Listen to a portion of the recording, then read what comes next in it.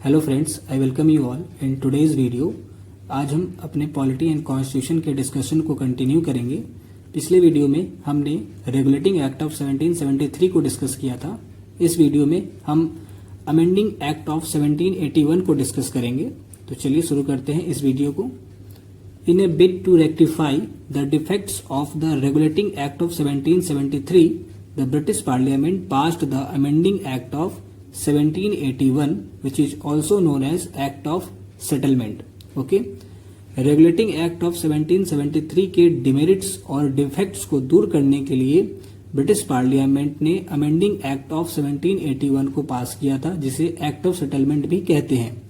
तो सबसे पहले हम यह समझते हैं कि रेगुलेटिंग एक्ट ऑफ 1773 में क्या डिफेक्ट्स थे। ओके, तो सबसे पहले हम इस डिफेक्ट्स को समझेंगे। मेजरली हम सिर्फ इम्पॉर्टेंट डिफेक्ट को ही समझेंगे कि जो इम्पॉर्टेंट डिफेक्ट क्या था रेगुलेटिंग एक्ट में 1773 के, उसे समझते हैं पहले।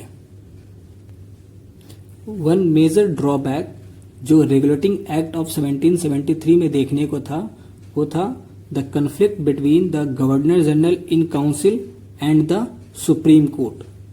Often governor general in council और सुप्रीम कोर्ट के बीच में कॉन्फ्लिक्ट देखने को मिलता था। अब ये कॉन्फ्लिक्ट किस चीज को लेकर होता था, उसे समझते हैं। जैसे कोई भी लॉज अगर वो गवर्नर जनरल इन काउंसिल के द्वारा पास किए जाते थे और बनाए जाते थे, तो उस लॉ को सुप्रीम कोर्ट क्या करती थी, नलीफाई कर देती थी, नल एंड वॉइड कर देती थी, उसे अमान्य घोषित कर देती थी। तो इससे क्या होता था, this led to conflict between the Supreme Court and the governor general in council. Governor general in council मैंने बताया था आपको रेगुलेटिंग एक्ट ऑफ 1773 में कि एक गवर्नर जनरल ऑफ बंगाल थे, जिनके साथ क्रिएट किया गया था एक executive council of 4 members. Okay, तो एक गवर्नर जनरल और 4 जो उनके साथ एग्जीक्यूटिव काउंसिल में जो मेंबर्स थे, उन सबको मिलाकर के गवर्नर जनरल इन काउंसिल बनाया गया था।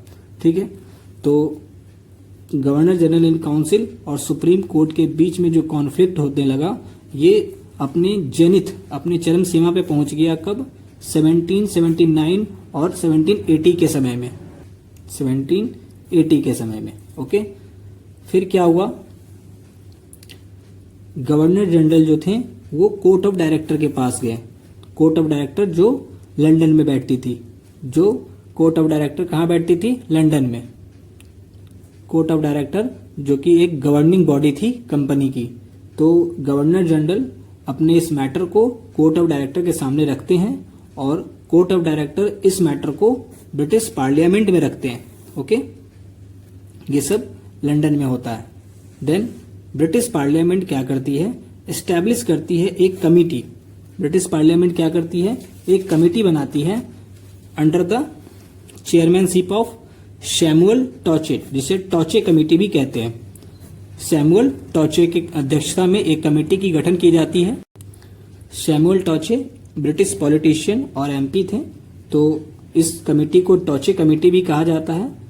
इस कमेटी को काम दिया गया कि आप इन्वेस्टिगेट कीजिए सिचुएशन और हमें रिपोर्ट दीजिए, यानी कि ब्रिटिश पार्लियामेंट को रिपोर्ट देना था इनको एज सून एज पॉसिबल। तो इस कमेटी ने अपने रिपोर्ट को डिलीवर किया, अपने रिपोर्ट को ब्रिटिश पार्लियामेंट को दिया और उसी रिपोर्ट के बेसिस पे 1781 का जो एक्ट ऑफ सेटलमेंट है वो पास किया गया ब्रिटिश पार्लियामेंट के द्वारा। ओके, तो ये बैकग्राउंड था behind passing of amending Act of 1781, जिसे एक्ट ऑफ सेटलमेंट भी कहते हैं। तो अब हम समझेंगे अमेंडिंग एक्ट ऑफ 1781 के बारे में। ओके, समझते हैं। तो चलिए अमेंडिंग एक्ट ऑफ 1781 के फीचर्स को समझते हैं। तो पहला फीचर है, the act exempted the governor general in council and servants of east India company from jurisdiction of the Supreme court for the acts done by them in their official capacity. इस act ने क्या किया, governor general in council जिसमें 5 member हुआ करते थे including governor general, उस governor general council को और ईस्ट इंडिया कंपनी के जितने भी सर्वेंट्स और ऑफिशियल्स थे, सबको सुप्रीम कोर्ट के जुरिस्डिक्शन से एग्जेम्प्ट कर दिया गया। मतलब अब सुप्रीम कोर्ट का जो जुरिस्डिक्शन है वो गवर्नर जनरल इन काउंसिल और उनके सर्वेंट्स के ऊपर नहीं होगा। अब सुप्रीम कोर्ट का दायरा उन पे नहीं होगा, ठीक है। किस लिए? तो for the acts done by them, मतलब कि कोई भी act governor general in council के द्वारा और उनके सर्वेंट्स, जो ईस्ट इंडिया कंपनी के सर्वेंट्स कोई भी काम करे उस पर सुप्रीम कोर्ट उसको कोई रोक टोक नहीं कर सकती है, ठीक है।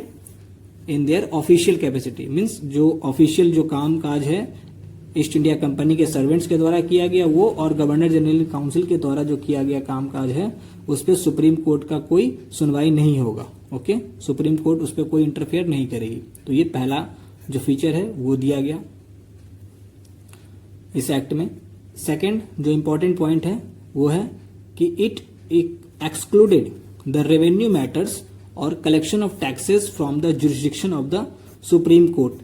सुप्रीम कोर्ट के दायरे से ये भी बाहर कर दिया गया कि अब जो ईस्ट इंडिया कंपनी का रेवेन्यू मैटर्स है, जो वो रेवेन्यू कलेक्ट करती है, टैक्सेस वगैरह कलेक्ट करती है, ये सब अब सुप्रीम कोर्ट के दायरे से बाहर होगा कि वो किसी तरीके से ईस्ट इंडिया कंपनी के इस काम को इंटरफेयर नहीं करेगी। ओके, इस पॉइंट को क्लियर किया हमने। थर्ड पॉइंट समझते हैं। It provided that the Supreme Court was to have jurisdiction over all the inhabitants of Calcutta. इस एक्ट में यह भी प्रावधान था कलकत्ता इस एक्ट में यह भी प्रावधान था कि सुप्रीम कोर्ट का जो जुरिस्डिक्शन होगा वो होगा over all the inhabitants of Calcutta. Calcutta के सभी निवासियों पर सुप्रीम कोर्ट का जुरिस्डिक्शन होगा, यानी कि दायरा होगा। Okay, the act also provided that the defendants should be tried according to their personal laws.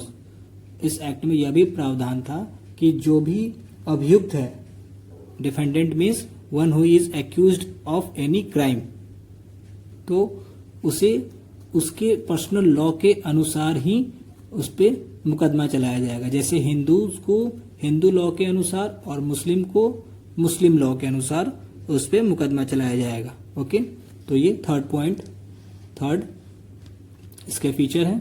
Fourth, it led down that the appeals from the provincial courts could be taken to the governor general in council and not to the Supreme Court. जैसा कि आपको पता है कि जो appeal का जो mechanism है वो होता है थ्रू सबऑर्डिनेट कोर्ट, फिर हाई कोर्ट, फिर सुप्रीम कोर्ट। लेकिन यहाँ पर इस सिस्टम को चेंज किया गया और यहाँ पर जो प्रोविंशियल कोर्ट्स, जो कोर्ट्स जैसे कि बॉम्बे, मद्रास, कलकत्ता के जो प्रोविंशियल कोर्ट्स थे, उनसे जो अपील आएंगी वो सुप्रीम कोर्ट में ना जाकर के, कलकत्ता के सुप्रीम कोर्ट में ना जाकर के गवर्नर जनरल इन काउंसिल के पास जाएगी।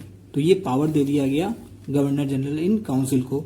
ओके, और जो नेक्स्ट पॉइंट है वो है कि it empowered the governor general in council to frame regulations for provincial courts and provincial councils. Okay, यहाँ पर एंड प्रोविंशियल काउंसिल, जिसे हम प्रोविंशियल गवर्नर काउंसिल भी कहते हैं। तो यहाँ पर गवर्नर जनरल इन काउंसिल को यह पावर दे दिया गया कि वो रूल्स एंड रेगुलेशन बना सकता है प्रोविंशियल कोर्ट्स के लिए, और जो प्रोविंशियल गवर्नर काउंसिल है जैसे बॉम्बे, मद्रास, इन सब जगहों पे जो गवर्नर की जो काउंसिल है, एग्जीक्यूटिव काउंसिल, उनके लिए यहाँ पर ये लॉ बना सकते हैं और रेगुलेशंस कर सकते हैं उनके ऊपर।